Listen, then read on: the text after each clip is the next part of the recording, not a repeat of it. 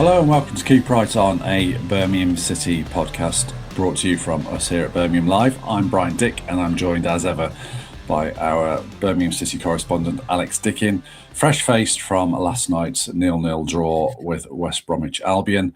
We'll be digging into that shortly and looking briefly ahead towards the Leeds FA Cup match at the weekend. But Alex, you're about to bring us some big news and so a reflection on that news, aren't you, regarding Blues owner Tom Wagner? What's happened this morning, please? Yeah, at around 10 a.m. this morning, Blues put out a statement on Tom Wagner saying that he'd suffered a stroke and that he's recovering over in the US at the moment, making it a good recovery, they say in their statement. So, yeah, I think it goes without saying that our best wishes go out to him and hopefully, you know, he can recover fully and come back to Blues and enjoy the football that we've been enjoying.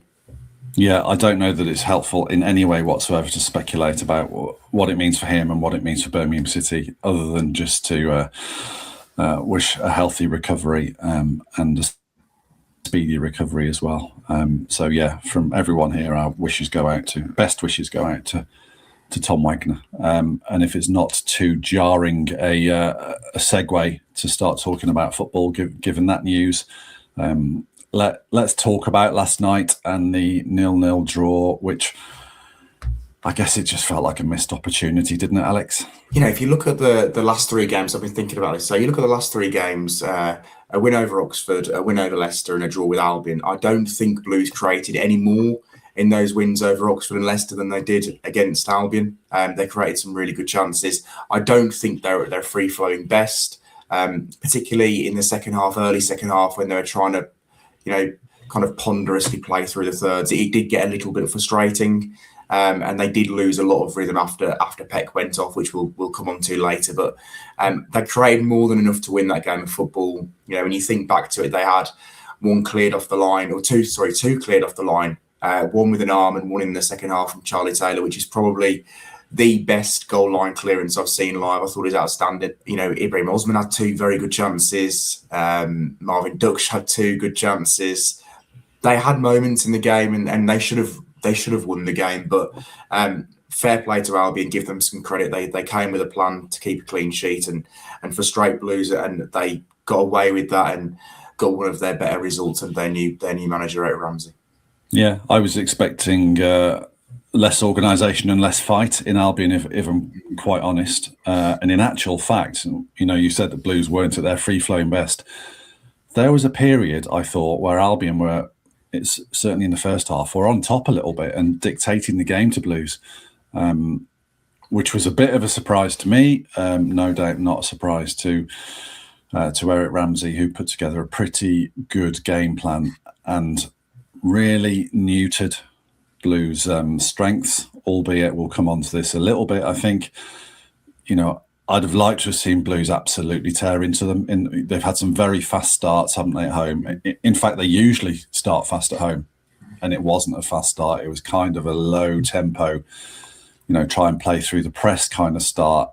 And, you know, I think that gave Albion a chance to settle, wouldn't you say?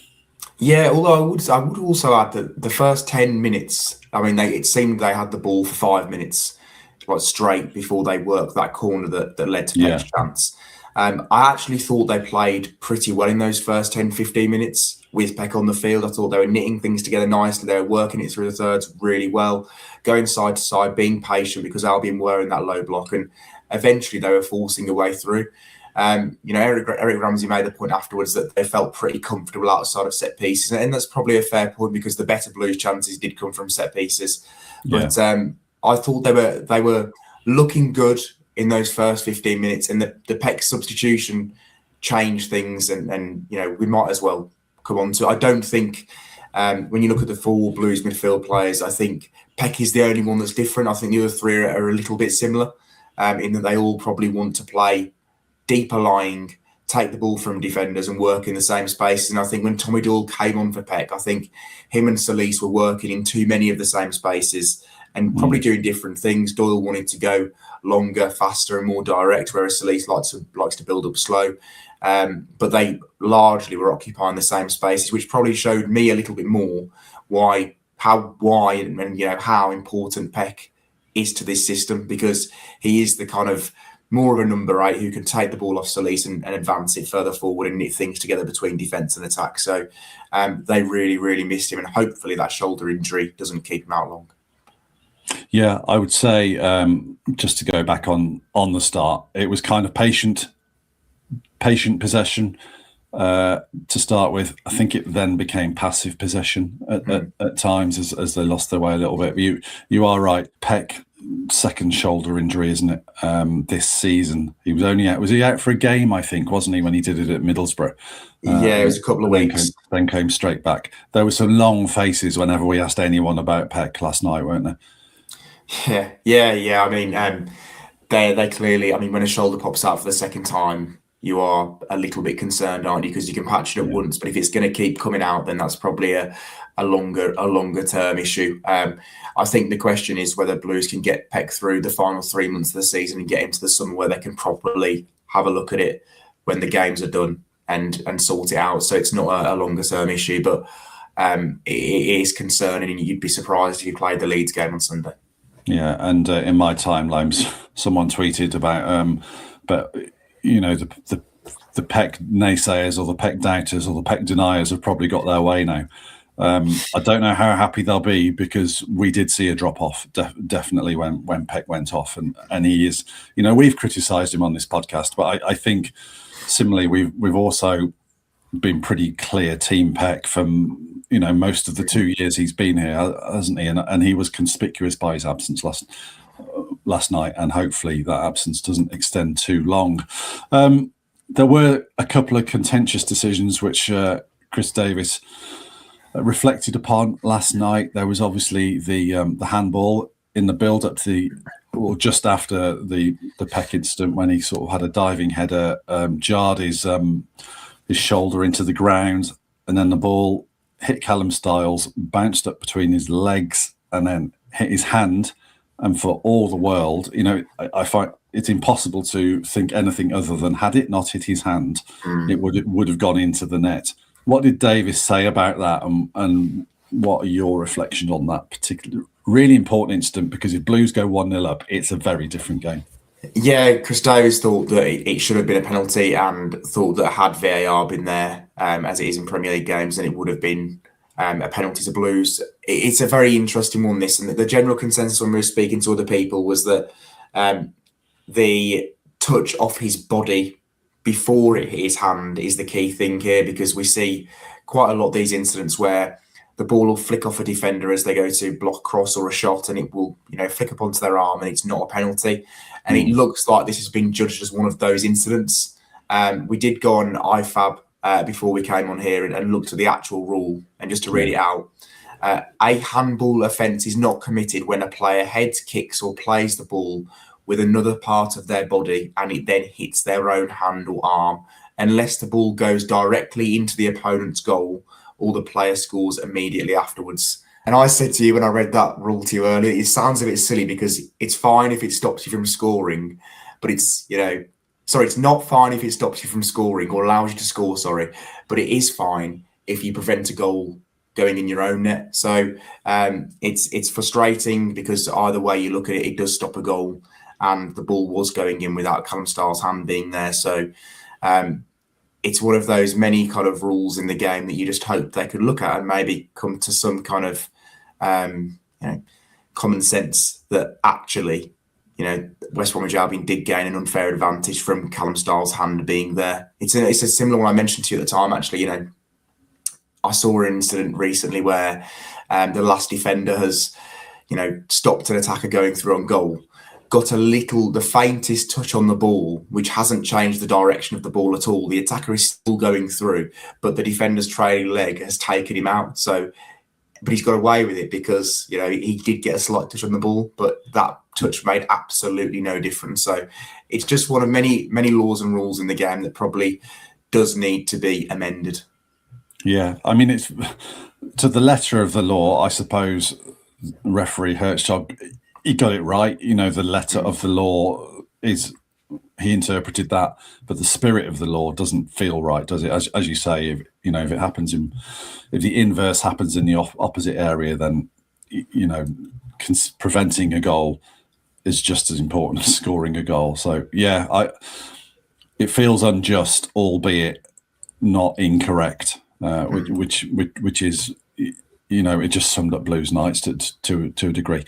The other contentious decision was very, very late on when we're calling him. We're allowed to call him August now, aren't we? We are, yes. We're allowed to call him August Priska. Put in a really, it was a superb header, wasn't it? The way he had to consort himself and steer it past the goalkeeper under a lot of pressure in front of the Tilton in stoppage time, headed home. Everyone thought Blues had got the goal they needed and deserved. Chalked out for offside. Damari Gray was offside, wasn't he? I don't know that there's much debate about that. No, I suppose because he was very close to Max O'Leary in the direction the ball went, and he was, in his line of vision. So I don't think there's much debate about that. Chris Davies certainly didn't try and say that it should have been a goal. He did make the point that, you see those goals given in the Championship quite regularly, and that's a fair point, I think.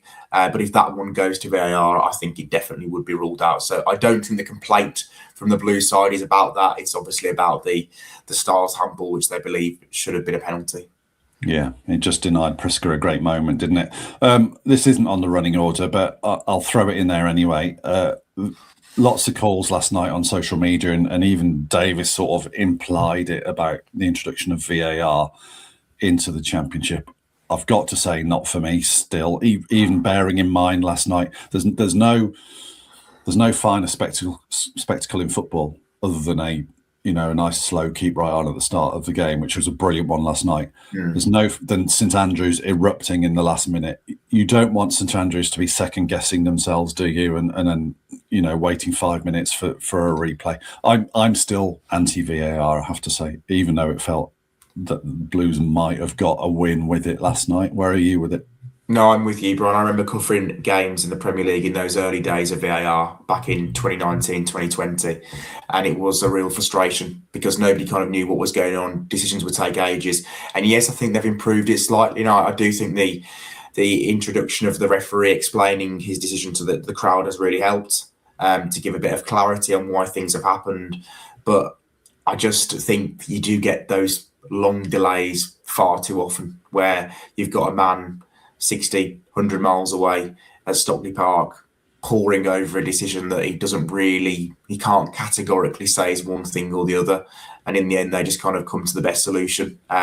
So I'm not in favour of it in the Championship. I actually really enjoy the Championship in that you don't have those breaks and you get those unbridled moments of joy. Yeah. To be fair, August Priska surely should have seen the assistant with his flag up as he kind of did the knee slide in front of him. I couldn't believe he didn't see it, but he had a moment at least. And I'm sure that won't be the last time he gets to do a knee slide in front of the Tilton. No, indeed. It just feels like the position or the sort of the whole foundation of VAR is this goal okay? Do we need to rule it out, doesn't it? Where, that's not what any of us are there for. So let's move on from that. Chris Davies made a triple substitution, think I'm right in saying, just before the hour. Most of it was okay. There was a bit of reaction. So just talk us through what he did and what your interpretation of the fans' response, because it did feel like there was a rumble of boos with the Stansfield Priska replacement. Yeah, so it was Iwata, Vicente and Priska brought on for Brightiso Samuel, Patrick Roberts and Jay Stansfield. Obviously, the Stansfield one was the last one. I think we sensed there was frustration that it was Stansfield that was taken off and it wasn't Marvin Ducksch that went off, because they were the options for Chris Davies. And Stansfield, he wasn't massively involved in the game, I would say, but he did score at the weekend, and he is kind of someone who will always bring intensity, even when he's not playing well. And I think Marvin Ducksch wasn't having his best game. I think it's fair to say. So I interpreted it as that they didn't want Stansfield to go off. I don't think it was any slight on August Priska, who they seem to have taken to at the start. So I think it was more the frustration that Stansfield was going off. Yeah, to be fair, the Iwata for say Samuel change seemed to work, I think, certainly when you couple it on that side with Vicente for Patrick Roberts. Yeah. Vicente was, he was a a jolt, wasn't he? Like an electric shock to the sort of the tempo and Blues, how Blues were effective down that side. So those two were right. And Priska almost got his moment. But yeah, I mean, we're just coming on here to Marvin Ducksch, aren't we? And we very much saw the other side of Marvin Ducksch, didn't we? We've talked over the last few days, particularly in light of the Leicester game, about do we need to indulge Marvin Ducksch? You know, do we need to put up with the minutes of where he's not affecting the game for the one moment of class? And then last night we saw what happens when that moment of class doesn't come, didn't we? There's no in between with Marvin Ducksch or the way we're going to analyse Marvin Ducksch. I don't think it's going to be either he is the best thing since sliced bread and the player that can take Blues to the Premier League, or why is he in the team? Because there doesn't seem to be any in between his performance. He's either fantastic and at the centre of everything Blues are doing well, or he's completely anonymous. And largely against West Bromwich Albion, as he was in the game at the Hawthorns actually as well, he was pretty anonymous. There were things that fell to him during the game. There was the snapshot that he had from the edge of the box, which forced an absolutely sensational save from O'Leary. But other than that, you would look at his body of work and say that was pretty poor. There was a few touches, even early on, there were passes that just went out of play. There were passes that he was just clearly thinking of something. He's always got ideas in his head, but the execution was really, really poor. And there was one touch in the second half where the ball's played inside him and there's options either side and Blues are in a fantastic attacking position. It's just bounced off his shin and gone to the West Bromwich Albion defender. And there was a lot of frustration. I don't think that was long before Stansfield was taken off. There was a lot of frustration inside the crowd at that point. And then right at the end, when he thought the moment was going to come and Diakite has headed it back towards his own goalkeeper and put it short, Ducksch is in and he's taken a poor touch again. So it was just one of those nights for Marvin Ducksch. We do have to indulge him a little bit, and Chris Davies is definitely indulging him because he's, I think, played the vast majority of the minutes in the last 8 games now. He's barely come off. And Chris Davies pointed out when I asked him about why Ducksch was the man that he kept over Stansfield. He did point out that he's had these big moments in games, and before last night, he'd got 5 goals and 2 assists in his previous 7 games. So he is really, really contributing. But I'd like there to be somewhere in between. I'd like not to think Marvin Ducksch has had a really, really poor game if he's not contributed a goal or assist, because when he's anonymous or when he doesn't have that, he really, really is just effective. Yeah, what did I say to you? Managers will say to a player that if you're not having a great game, make sure you run around and just work yourself into a position. And it just didn't happen. It didn't go for him last night. You almost sensed it when he stood and watched what was happening with Styles on the goal line after the Paik header. He threw a boot out at the loose ball and didn't get there. What I would say is, I think in the first 10, 15 minutes when Blues were on top, albeit not sort of savaging Albion, I think he made a couple of runs which just weren't seen. I do think there are times when he is on a slightly higher plane, or let's say a different wavelength to some of his teammates. And one thing I've noticed about him is if there's a throw-in the attacking third, he absolutely comes. His brain is faster than anybody else's. He's making runs and finding space that no one else is alive to. There was one in the second half down by the corner flag in front of the main stand where the ball's thrown into him and he just basically turns and hoofs it into the penalty area, doesn't he? Priska it goes to the back post. Priska gets a touch in it, and I think Solis ends up having a shot, or that it does create a situation. So intelligence-wise, he is as good as Blues have got, probably the best Blues have got, I think. What was surprising last night was him sort of the technical lapses. We're kind of used to him drifting out of games, but when he does get the ball, you tend to think he's going to do the right thing with it, and there were technical lapses last night. We're going to talk about the playoff run of positions in a minute. Do Blues just have to carry on indulging these absences? Yeah, I think they do, because he is he's a Premier League player in terms of talent and ability, isn't he? There's obviously a reason why he's not in the Premier League this season, and I think we can all see it, in these games where he's doing very little. But I do think they have to. I mean, if we're looking at the number 10 position now, it seems to be his, doesn't it? There doesn't seem to be anyone else who's challenging him in Chris Davies' mind. I'll be very interested to see if Marvin Ducksch plays against Leeds on Sunday, because I would see that as a three games in 8 days or so as the end game is the one where Marvin Ducksch needs to be rested and taken out. But similarly, a character like him could thrive in the bear pit that Sunday's going to be, albeit it's got a 12 o'clock kickoff.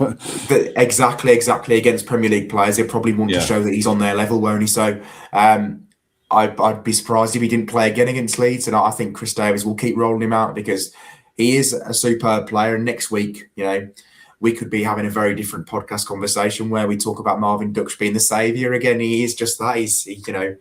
He can flip from one thing to the next, and it's a ridiculous ends. Basically, he can be brilliant or quite poor. So I think a very wide spectrum. Yeah, it is a really wide spectrum. Yeah. We'll have this. We'll have this debate and go around in circles for the rest of the season. I think you're right. Mentioned the playoff situation there. Obviously, we all know if Blues had got that goal, they probably would have won, and they'd have gone above Wrexham into 6th. Albeit with championship games tonight and coming the weekend as well, because the championship sides that are still in the FA Cup are playing sort of midweek, or aren't they? It felt like a missed opportunity. It was there to be taken. How damaging is it, do you think? I don't think it's massively damaging, but what it does do, it puts a little bit of pressure on the away games coming up, and they've got 2 very hard away games against Norwich City and Millwall. Norwich, another form team in the Championship with 5 wins in the last 6 games, and beat Oxford away 3-0 on Tuesday. And obviously Millwall, I think, have got the 5th best home record in the Championship and are obviously 5th in the league at the moment. So 2 really difficult away games, 2 places where Blues don't always win. So it will be. I think they need one win from those 2 games, I would say, just to make up for the fact they didn't beat Albion. Feels like a big ask, though, doesn't it? Because, as you say, Philip Clement has got Norwich going in the right direction, and they gave Oxford a bit of a C2 last night, didn't they? And Millwall, Alex Neil has built a Millwall team that is once again challenging in the playoffs. The momentum that Blues have built has been good in January and the start of February. Are we 8 unbeaten now? I think it is, isn't it? Yeah. That momentum's been good, but it, without being too negative, it's been Oxford, it's been Sheffield United, it's been a really beleaguered Leicester City, it's been West Brom. The gradient gets steeper now, doesn't it? Towards the end of February and March.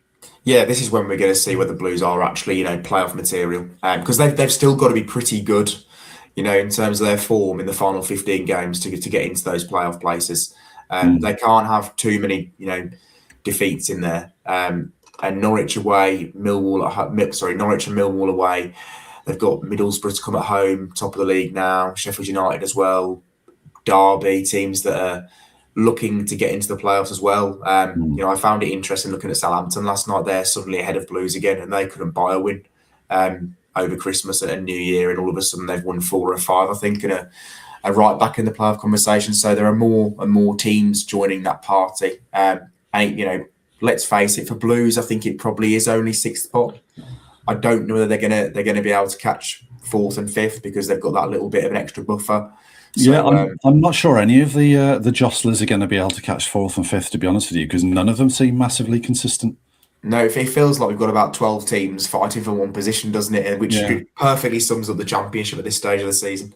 It perfectly sums up the congestion outside down Garrison Lane after a match, doesn't it? There is a lot of traffic in the way of Blues at the moment. Listen, they're unbeaten for 8 games and they are performing well. They've got the bounce of some new signings.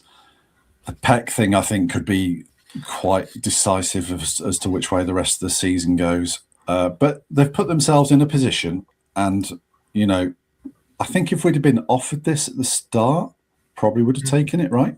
Yeah, I think so. 10th place, a point outside the playoffs with 15 games to go. Yeah, I'd have definitely taken that. In the conversation, absolutely. Right, let's briefly move on to Leeds this weekend. We're not going to go into the specifics of who and why in terms of team selection, but how do you think Chris Davis will approach it, and how should he approach it? Yeah, I found it interesting actually chatting to Tommy Doyle after the game last night, because he basically said we've got 2 11s almost now that Chris Davis can put out. And I think he will approach it in that way. I think we'll see 4, 5, 6 changes. And I don't think you're going to weaken Blues team massively. Like Carlos Vicente could come in quite easily on the right wing for Patrick Roberts. Damari Gray could start on the left wing. Priska could replace one of Stansfield. Ducksch, I would reckon it'd probably be Stansfield because of where Davis sees Ducksch in the 10 position now. So there, straight away in the attack, you've got 3 changes. Tomoki Iwata will probably come back in. Tommy Doyle will come in. There's 5. So I don't see much else beyond that. Maybe Jonathan Panzo gets his first start at centre-back instead of Phil Neumann, which would bring you to 6. But whatever team they put out now, it does feel like they've got a lot of strength. And I don't think you're losing much with those attacking changes you're making in particular. No, I think so. I'm a bit of a sucker for the FA Cup. I do think it sort of breeds a feel-good factor a little bit and keeps a bit of momentum going. I think a win over Leeds this weekend would be a massive boost, particularly in the light of the Paik injury, and we're all worrying A, how serious it is, and B, what effect it's going to have. I think if Blues can get a result against Leeds, then that would serve them well. I think they've got a squad big enough now and good enough to progress in the cup, and then find championship matches having to be played in midweek or moved around and that sort of thing. So yeah, I'm looking forward to this game. I understand why it's an early kickoff. I don't suppose that'll help with the atmosphere or the pattern of the game particularly. But it's quite a mouth-watering setup, isn't it? Yeah, as a one-off game, the 4th round tie against Newcastle last season was my favourite match of the season, and probably the best atmosphere I'd experienced at St Andrews to that point. So, I'm massively looking forward to it. And Brian, before we round things off, do you want to plug the podcast that you've recorded for the weekend with a Leeds theme in mind? Yeah, okay. That's very good. Thank you. I spoke this morning to former Blues head coach and Leeds assistant manager, Pep Clotet, who looks back, if you remember, the 5-4 home defeat to Marcelo Bielsa's Leeds in December 2019. So we talk about that game. We talk about where Blues are now. We talk about a little about Bielsa and his admiration for Bielsa.